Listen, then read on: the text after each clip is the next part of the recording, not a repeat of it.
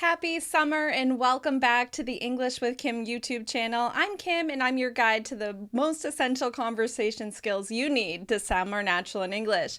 I'm so excited to welcome you back to my channel. This is where you're going to learn what to say, how to say it, and why it matters.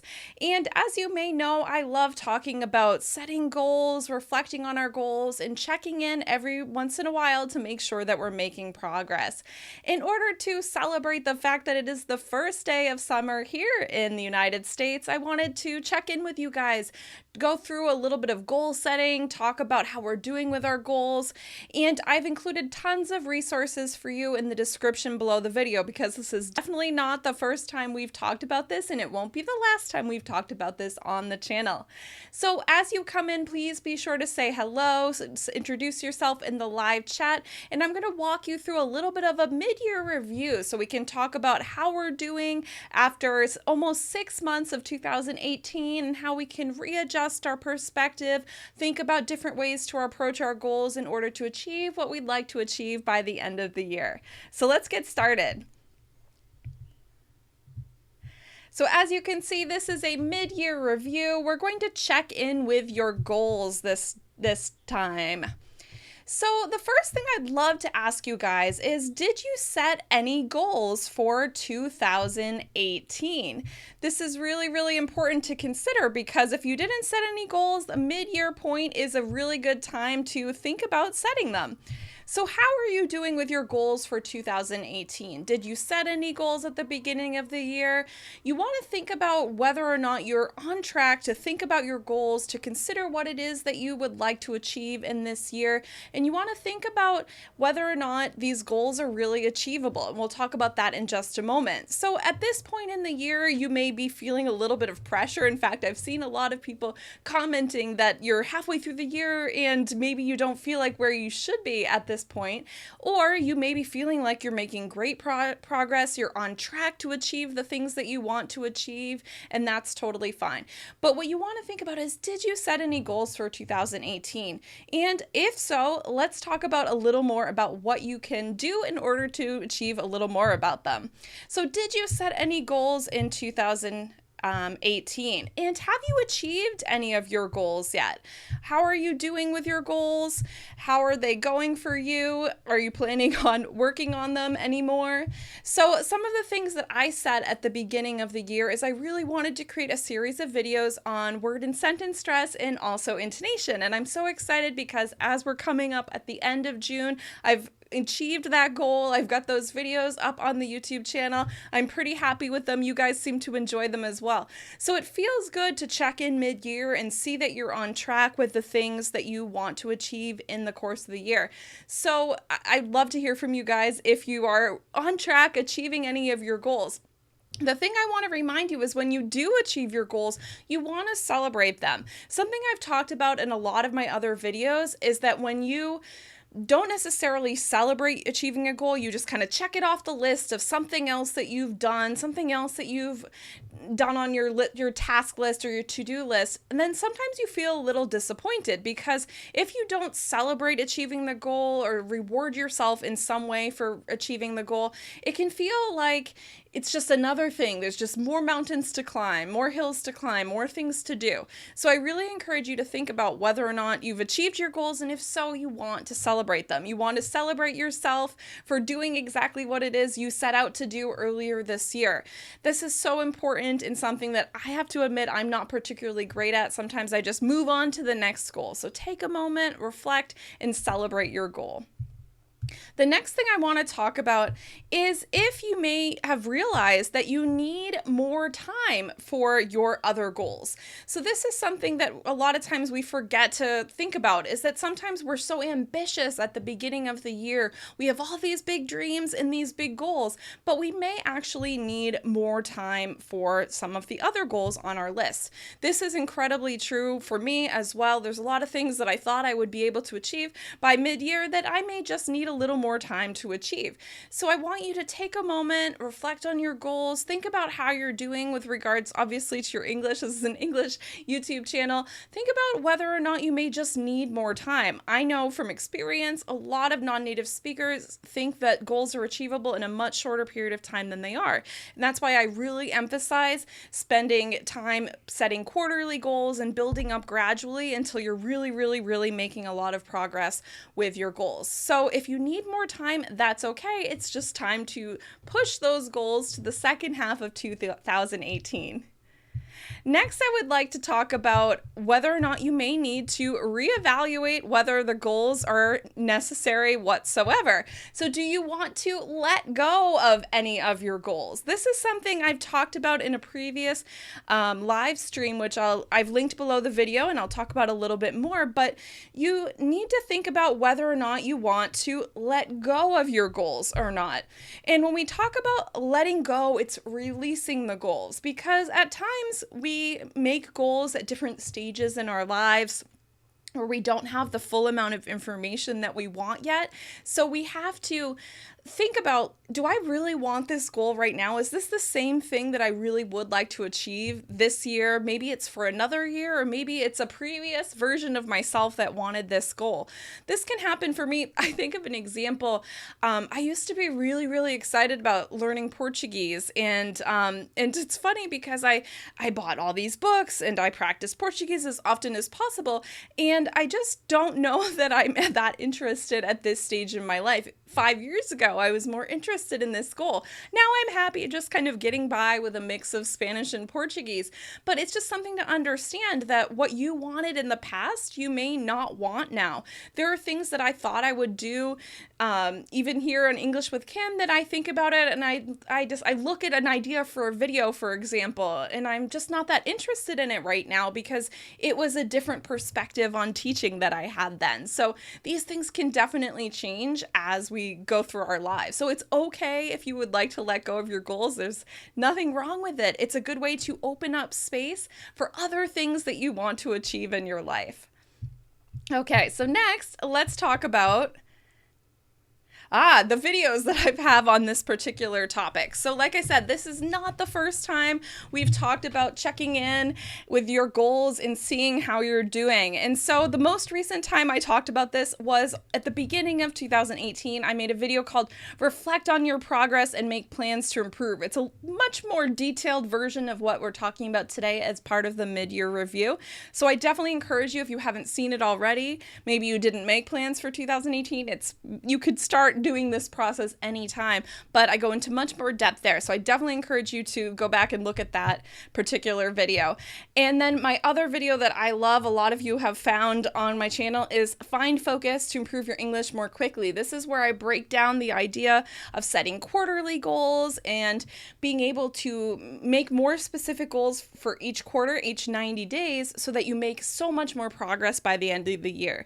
And one of the reasons I wanted to do a little mid-year review on this channel is that at times you do need to find a little more focus in order to be able to actually make more achievable goals. So we have 2 more quarters left in the year, so it's a good idea to think about what can we achieve in these next 2 quarters rather than maybe feeling discouraged about what happened in the past 2 quarters. The other video where I talk about why you may not be making progress, this is a little bit of a passionate speech about reasons why you may not be making progress, and it may be because you're not entirely sure exactly what you personally wanted to do, and you need to be able to narrow your focus a little more, maybe give yourself a little less pressure. So that one's a good one if you want to take the time for that. And then I also talk about celebrate achieving your goals. How do you reward yourself? How do you celebrate your goals? Because it is so important to celebrate when you achieve something. And it's something I constantly need to be reminded of as well. And then lastly, I've shown here what can you let go of this season. And we talk about why you need to make space for new plans and let go of things that perhaps didn't quite work out for you or that you don't want to do. Another one that's not listed here is talking about what do you want to achieve by the end of the year. So this is kind of the earlier version of this mid-year review.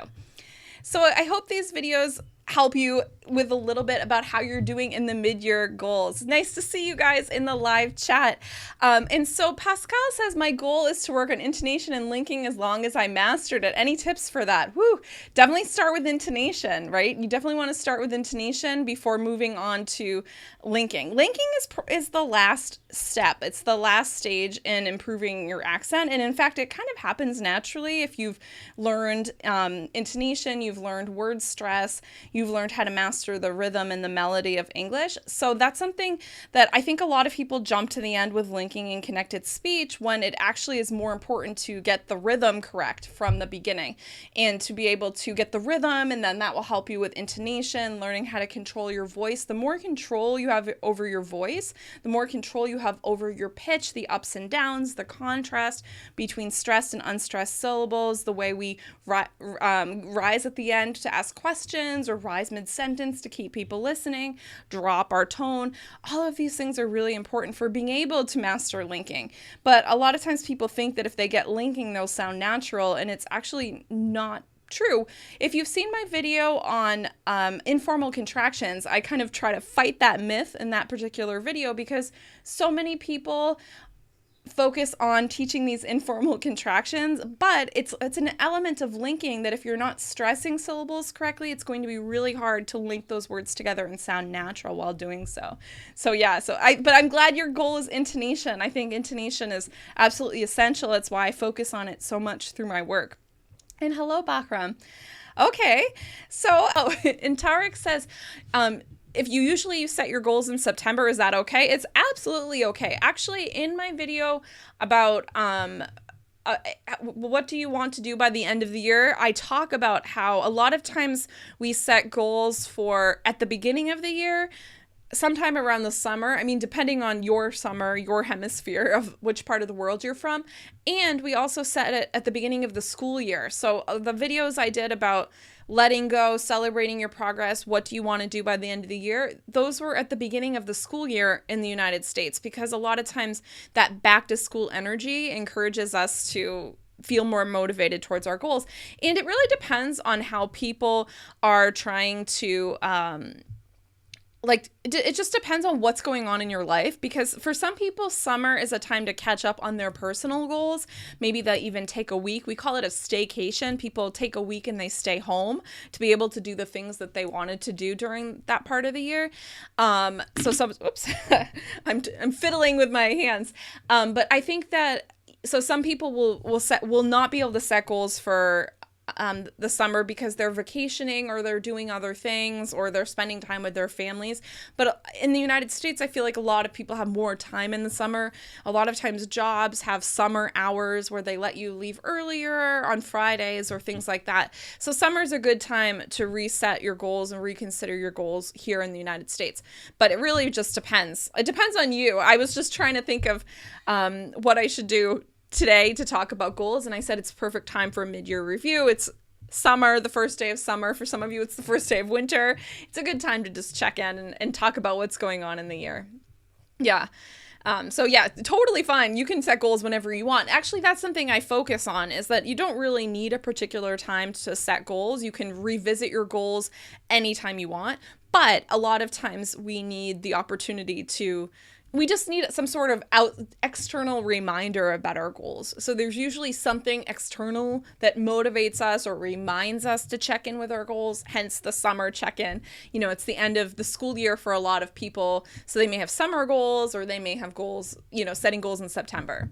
And so what did you say? Yes, I usually try to set goals at the beginning of the year and then revise them. It's really helping in your life. Exactly, yeah. And you have to check in with your goals. That's something that's been really interesting for me, is realizing that goals I set maybe 5 years ago, even 10 years ago, I may not care. Like the Kim of 2018 does not care about the same things that the Kim of 2008 cared about. So you sometimes have to revisit your goals to see if you actually do care about them. So yeah. And Tarek says, yes, I start my year after summer vacation. Perfect. And there's no reason to have goals for everything. Americans are just really goal oriented. So that's just something to understand. And we talk about goals a lot. And especially when you're ambitious in some way, you want to achieve a bunch of things. You have, you may need the constant reminders to do things, but I also believe in a rest period. So if you were a teacher and or if you work in a school as an administrator or anything, you definitely need a break, right? I totally understand. And learning English language is a great goal for everyone. I agree. Do you have any specific goals within that? Pascal said that he was working on intonation and linking.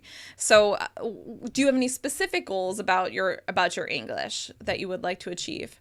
The U.S. visa not easy for Russians. This is a very challenging time for immigration. Actually, I'm thinking about making a video about immigration vocabulary because I think those of you who've been watching my videos for a while know that I have a background in immigration. I'm very pro-immigrant, pro-refugee, very supportive of people. And so I think it's interesting that there's a lot of language that we hear in the media in the United States. So I've been thinking about making a video about immigration vocabulary because I feel like it can be hard to talk about immigration if you're a non-native speaker. And there's a lot of language that's being used that's not even real words, you know, that you hear people using, and I'm talking about Americans who are using language that isn't even like appropriate language for talking about immigration. So anyway, not going to get into that right now, but that's just something I've been thinking about, is talking about that, about immigration and just how can you talk about wanting to travel to different countries and that kind of thing. And what do I have in mind for the next videos? Well, basically a lot of the videos, it's interesting because, you know, I kind of have two different foci. Foci is the plural of focus. Focuses. We don't say it's foci. It's like Latin or something.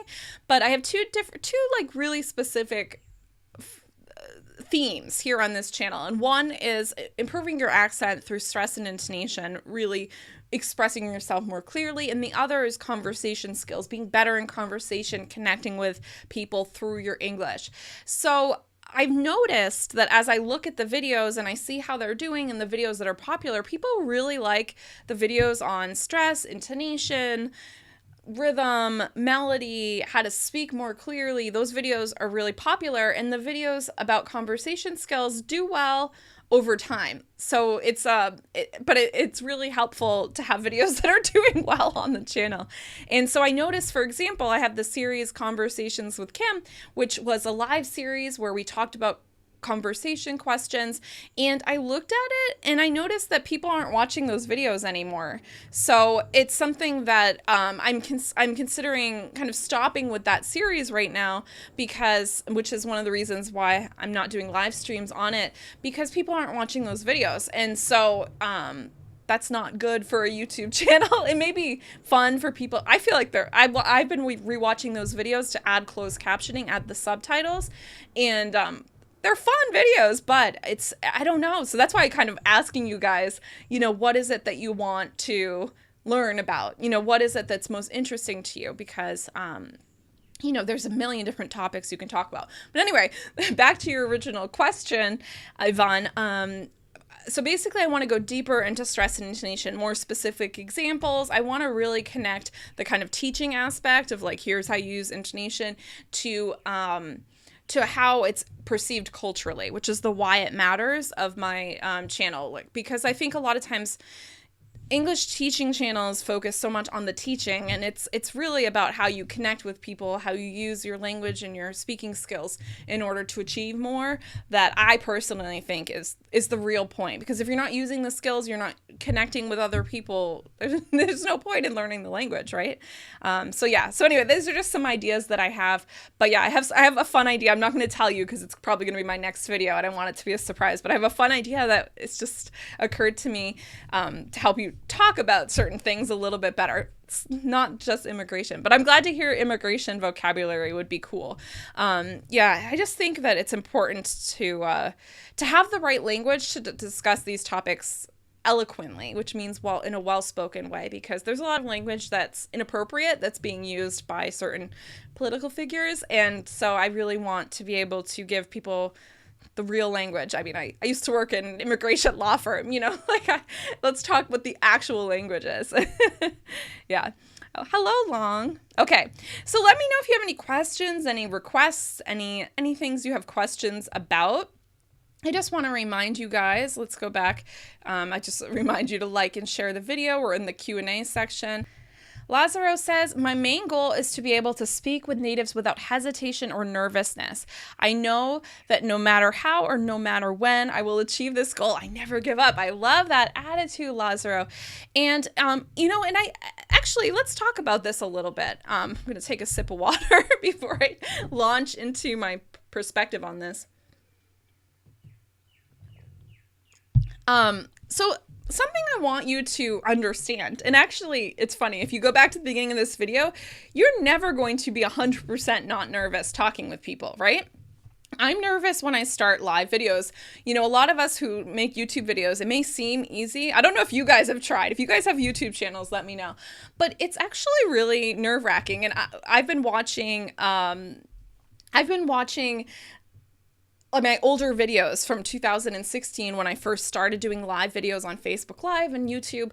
And you can hear in the way that I'm speaking that I'm nervous and it's hard for me to talk. It's hard for me to articulate my thoughts in a more concise way. And a lot of times I do get negative comments about that because that is how normal, natural speech is. We don't always have super concise, to the point speaking, even as educators. I mean, I know Tarek works in a school. Like it takes time to be able to be articulate, be brief, and that kind of thing. So you're always going to have some degree of nervousness. You're always going to have some degree of imperfections when you're speaking. And one of the things I like to share is, since I've been getting transcripts, I've been editing, these transcripts and adding closed captioning to the videos, which you guys can check out if you have trouble following me in some of the live videos. I actually notice when I stumble, the thinking words, incomplete thoughts, things like that. So I think it's just, I think as non-native speakers of any language, we have higher expectations of ourselves in a second or third language than we do in our native language. In our native language, we're just like, one of my clients said that once. She said, I'm a native Chinese speaker. I don't care if I make mistakes in Chinese. And it's funny because we really don't care as much if we make mistakes, if we can trust our overall speech is good. So the thing about being able to speak without hesitation, it does take practice, it takes time. And something I'm noticing on YouTube, there are so many non-native speakers with YouTube channels who are artists, or I've seen a lot. I watch a lot of art videos, but they're really getting better. They're improving their speaking through making YouTube videos. So something I was thinking about making a video on is, want to improve your speaking? Make YouTube videos or record yourself speaking. Having kind of a purpose for your English can really help you get better over time. And you'd be surprised, people are much more welcoming and open-minded. This is a global community on YouTube. So people aren't listening to you and thinking, oh my gosh, you're making mistakes. You don't have perfect pronunciation, things like that. So it's just an idea. But yes, you'll be able to speak without hesitation or nervousness. The more fluent you get, you'll be able to feel more confident in how you speak. But my other point was that when I speak Spanish, depending on my mood, my internal mood at particular times, there are times I speak better and times I speak worse, how tired I am, whether or not I spoke a lot of English in the past couple of days. When I work one-to-one with clients, a lot of times I can tell if they've been speaking a lot of their native language, like Russian or something like that. And I say, oh, you've been speaking only Russian recently, huh?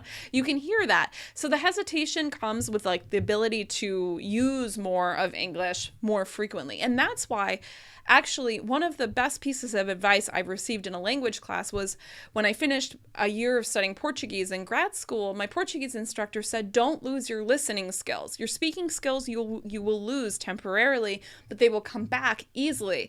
Your listening skills, if you lose your listening skills, you lose your ability to speak, to write. And so that's something, I still have pretty strong Portuguese listening skills, even though my speaking is not very good right now. So that's just something to keep in mind. That's why I emphasize listening skills so much and how to improve your speaking through your listening, because I understand not everybody here on, here in my YouTube community is based in the US or Canada, has a regular opportunities to speak with native speakers or any other English-speaking country. So that's just something to think about, right? To be able to think about how you can just help your speaking will get there. And you just have to understand that like the hesitation will happen, right? It will happen based on a lot of factors, and that's totally okay. And for me, I also hesitate when speaking Spanish if I'm with people who don't know me. If I'm in certain countries, there's I used to live in Buenos Aires in Argentina, and when I'm speaking Spanish in Argentina, I'm more likely to be corrected, and I'm more likely for someone to switch to trying to speak English with me than when I lived in Peru or Chile. So for me, it was like I would feel more nervous in Argentina because I was afraid I wouldn't get the chance to actually express my thoughts in Spanish. So it's just, these are just things that happen. So yeah, anyway, but I love that as a goal. I'm just trying to encourage you to understand that like nerves are normal. It's how we manage them and how we improve them that helps us achieve our goals over time. And Bahram says, may you have one-to-one live conversations for a short time to correct our pronunciation. Bahram, on my website, I have an accent assessment, and that's actually a much better way to correct your pronunciation. It is, I mean, I do meet with people one-to-one and have live conversations, but it's easier and it's more efficient for you to be able to record yourself, and then I can analyze it with a lot of time and correct your pronunciation, and it works best across time zones. But I have thought about doing live conversations. I want to do for my intonation clinic, which is a course I want to offer this summer. It's been pushed back from March to now probably July. I want to do where there's WhatsApp, like the opportunity to get corrections on WhatsApp or have like a Zoom calls or something, live calls. So I want to do that. But a lot of people, something I've noticed offering courses is that when I offer free live classes or bonus live classes to these courses, people don't show up to the live classes because people are so shy. So I'm trying to think of ways that people will actually not be shy around me or around other people. And so anyway, but if you would like an accent assessment, that's on my website, and it's really, really detailed. You get basically your own private video where I tell you what to do with your pronunciation. So I love doing them. They're so fun. So definitely consider it. And Yvonne says, being nervous is perfectly normal, I guess. Oh, thank you. What do you need a YouTube channel for? Yeah, being nervous is totally normal and natural, and you shouldn't feel, too embarrassed about it or too worried about whether or not, I think a lot of things that I work on when I work with my clients is basically trying to get them to understand that perfection is not the goal, that it's not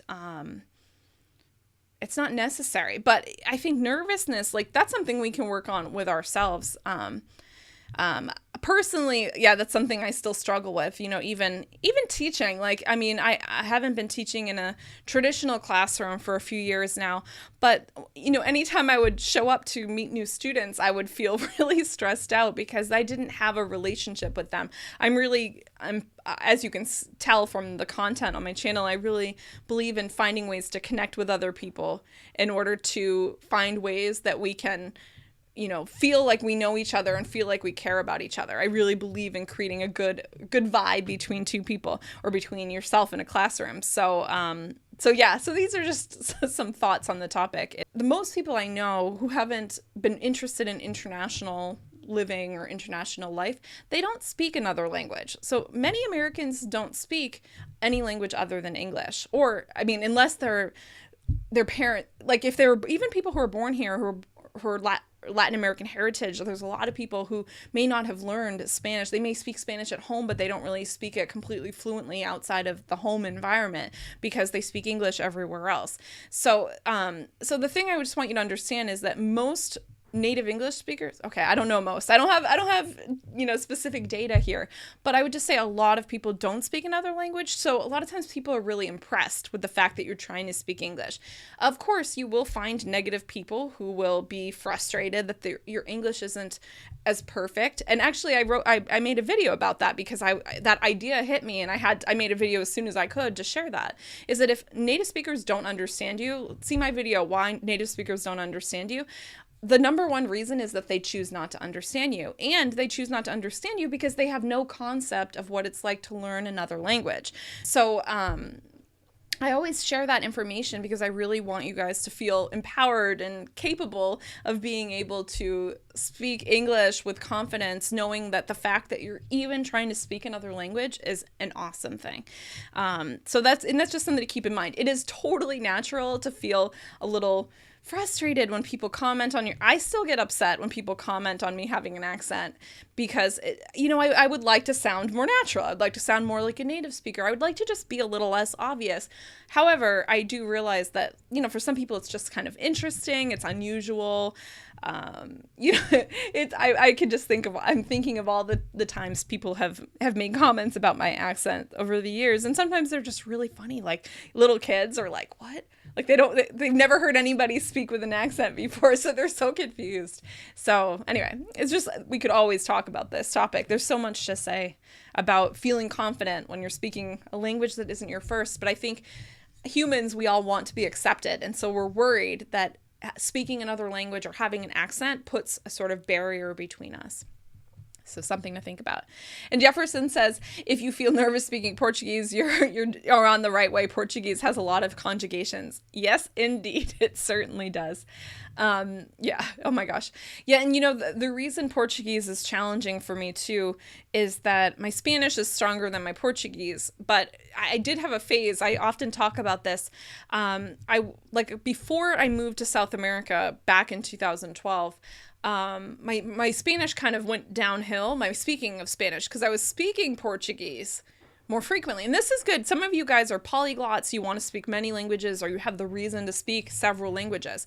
But what I've noticed for myself, and I can only speak for myself, and this is one of the reasons why you'll never really hear me talk about fluency in much depth on my channel, is I really do think it's individual. I think everyone's fluency journey is different.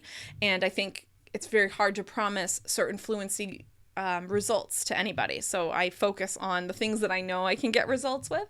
But anyway, with my Spanish, depending on how often I'm using it, my Spanish goes down. And because if I'm not speaking a lot of Spanish, it goes down. So what happened to me maybe like 7 or 8 years ago is I was speaking a lot of Portuguese. I knew a lot of Brazilians. There's a lot of Brazilians in the Boston area.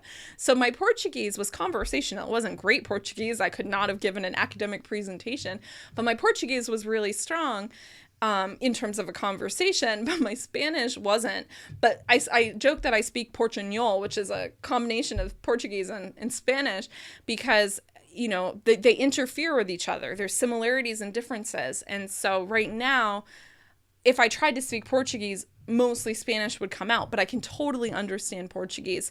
And I often warn Brazilians when I'm traveling, I'll meet Brazilians and I have to tell them, please just know that I really understand Portuguese. So just don't say anything that you don't want me to understand, because people, they don't realize that I'm going to understand Portuguese. They have no reason to think I would speak Portuguese.